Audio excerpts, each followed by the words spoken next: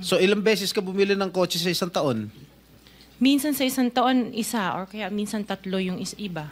Luxury. Opo. Kailan ka natuwa roon sa payong ng Rolls Royce? Last year lang po. Last year mo lang na-purchase. Yes po. Yung payong. Dahil sa payong, bumili mo, ha? Alright. Bukod sa mga nabanggit, It's the time na yun lang ang available nilang when did you unit. acquire all these luxury cars? All at the same year? No po. When? Since 2022, 21. 2022. May 2021 pa po. 2021. Sinabi mo kasi sa interview mo na 4 na po yung kotse mo na luxury cars. E ngayon, inamin mo 28 lang. Ano nangyari sa 28 po yung luxury cars, Okay. pero may service cars kasi kami na under the name of the company po. Alright. Doon sa 28 luxury cars, ano yan? Rolls Royce? What else? Okay. Isa-isa natin. Magkano Rolls Royce? Kano bili mo sa Rolls Royce? I am not familiar. Come kung ano on. yun. Come Nasa on. ano yata. Bumili ka na napakamahal na kotse, di mo alam kung magkano mo binili. No, I know the price. yeah. Tell us, Pero tell us. we did not buy this on a cash basis. Parang So, installment na how siya. much is the Rolls Royce? So the Rolls Royce was around parang 42. 42 million. Rolls Royce, isang kotse lang yun. What else? The Maybach. Maybach, Mercedes. How much? Parang nasa 22. Parang ganun. 22 million. How Pwede many pa Maybachs? natin pakita yung screen. Just Kaming one. hindi nakakaalam ng kotse na hindi na malaman One. kung ano yung pinagsasabi ninyo. Kayo siguro nagkakaintindihan kayo pero kami ni Senator Erwin hindi kami masyadong... para malaman namin ano ba itsura ng pinag-uusapan Maybach is natin. Mercedes, right? Ilan ang Maybach mo? Meron bang- Isa lang po. Ano pa? Yung Bentley, Bentley. Wow, magkano yung Bentley mo? 20. You purchased this brand new, all brand new. Yes po. All right. Ilang Bentley? Isa lang po. What else? Yung G63. What is that? G63. G63, ano yun? Benz. Benz? G63? Is that a sports car? Hindi po. G-Wagon. Wagon. G-Wagon. How much is it? Parang nasa 20 din yata. Huh? 20 din yata. 20 million. One vehicle only? What else? Yung Cadillac po. What kind of Cadillac? Yung SUV. Escalade? Yes. Magkano? Parang yan. Mga 11 yata po yun. Bulletproof? No. Isa lang. One white, one black. Dalawa. Both at 11 million each. Yung isa, 8. Yung black. Long wheelbase? Yes po. What else? Yung GMC. What is this GMC? SUV Denali. rin to? Yes po. How many? Dalawa. Dalawa rin. How much each? Parang nasa 11 din yata siya. 11 million each. What else? Yung ayun, Suburban. Suburban. Ilan? Isa lang po. Pero I bought that here. Local. Bakit itong mga sinasabi mo? Sabi mo, binili mo sa local dealer dito. Oo, local dealer. Oh. Ay, ibig sabihin, importer. Pero this one sa casa binili yung Suburban po. Magkano? Parang nasa 3 lang yata siya nun. 3 million? Oo. Brand new? Second hand? Binili mo? Second hand? Tapos lahat itong mga luxury cars mo, yung mga Rolls Royce, Maybach, Bentley, Escalade, G63, para brand new. Opa. Bakit bumili ka na second hand Suburban? Ano na siya yung lumang model? Hindi siya Yeah. yung brand new model. Kaya nga, bakit ka bumili na second hand? Kasi yun lang yung Samantalang lahat available. mga Kasi that was mamahalin the na- time, at that time it was pandemic. So that was the time na yun lang ang available nilang When did you unit. acquire all these luxury cars? All at the same year? No po. When? Since 2022, 21. 2022. May 2021 pa po. 2021. So ilang beses ka bumili ng kotse sa isang taon? Minsan sa isang taon, isa, or kaya minsan tatlo yung iba. Luxury. Opo. Kailan ka natuwa roon sa payong ng Rolls Royce? Last year lang po. Last year mo lang na-purchase. Yes po. Yung payong. Dahil sa payong, bumili mo, ha? Alright. Bukod sa mga nabanggit mo mga luxury cars, ano pa? Yung mga SUV ng mga engineers ko.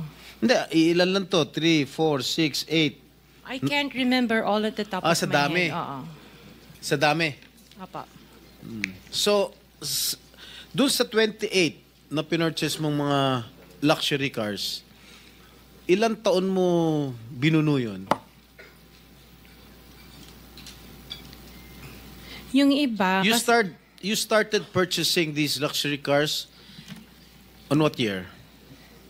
the long wheelbase, yung mga binanggit ko kanina, that was only 2022 No, or 21. when did you start? Yung iba, like, let's say, the autobiography, 2016 What is pa po. autobiography?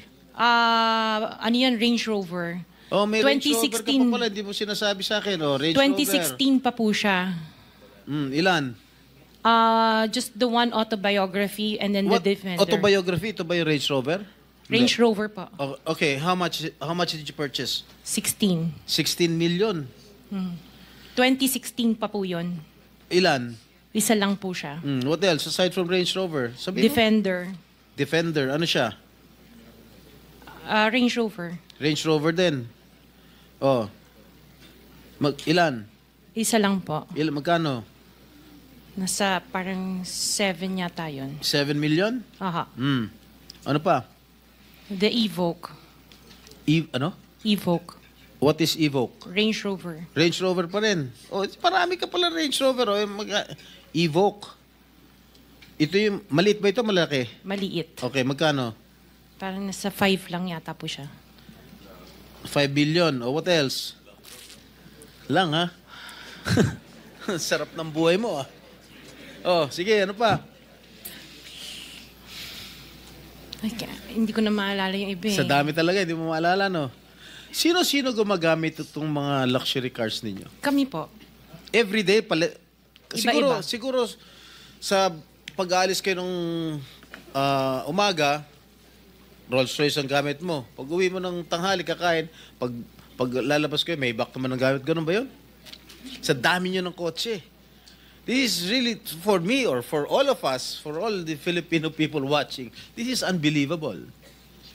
To have 28 or 40 luxury cars at your disposal. Ngayon lang ako nakarinig na isang tao o mag-asawa na ganito, kadami ang kotse na mamahalin. Hindi na bali yung mga Fortuner, okay lang. Pero kayo, Rolls-Royce, Maybach, Mercedes-Benz, Bentley, Escalade, Range Rover, ilan? GMC, Suburban, G63, di ko na nga naintindihan yan eh. Tapos pera ng gobyerno. O sabi ni Senator Soto, tapos pera ng gobyerno. Ano ba? Nasaan ang konsyensya nyo, madam? Isang tanong. Hindi ako naniniwala na wala kayong contact sa DPWH. Hindi kami naniniwala. Pati siguro si minority leader, hindi naniniwala wala kayong contact. Pati si chairman, hindi naniniwala wala kayong contact. Ngayon, huwag ka tumingin tumingin ka sa akin. Wala naman nagtatanong dyan. Sino ba tinitignan mo dyan? Oh, magkano binibigay mong porsyento o advance sa mga tiga DPWH para mabigyan ka ng proyekto? Wala po ako binibigyan sa DPWH po. Baka may ipakita ako sulat sa'yo. Mamin ka na. Wala po ako talagang... Kasi hindi po ako nakikipag-transact with the DPWH. At the end of the day, pag nagsinungaling ka, ipapakita ko yung sulat. Minimum mo. Di ba umabot hanggang 40%? Wala po ako... Sa DPWH, wala po akong Sige. kausap talaga. Sige, I will take your word for it. Pagka meron ako nilabas sa'yo mamaya, okay? Mag-isip-isip ka. Hindi ako nagbibiro. One last question, Mr. last Chair. question. Yeah, Mrs. Diskaya, meron bang pagkakataon yung siyam na pag-aari mo ng construction company, meron bang pagkakataon na sila naglalaban sa isang bidding, sa isang kontrata? Hindi po. Sigurado ka? Pag makakuha ako ng record sa Pagpapakaalam ko. DPWH na si St. Timothy, si St. Gerard, si Alpha Phi Omega, sino pa? Si Alpha and Omega and St. Gerard, hindi po sila nagsasali sa isang bidding. Pero Okay yung nga. ibang licenses, magkakasama sila minsan. And then, so minsan naglalaban-laban yun, Sham. Yes po. Oh, so that is not a legitimate bidding. Dahil yung Sham na yon na naglalaban-laban sa isang award sa isang kontrata, iisa lang ang may-ari. So kahit sino doon, kahit sinong manalo doon sa bidding na yon, ikaw ang panalo. Dahil sa'yo lahat yun eh. Correct? Tama? Hindi po, kasi iba yung may-ari ng mga companies. Oh, sus. Kasi sabi I'm mo just lang, concerned with Alpha and Miss Omega. Diskaya, Opo. kanina, sinabi mo Alpha Phi Omega lang ang sa'yo. Opo. Nung tinanong kita ulit, in-enumerate ko lahat yung siyam na korporasyon, inamin mo sa'yo lahat yun.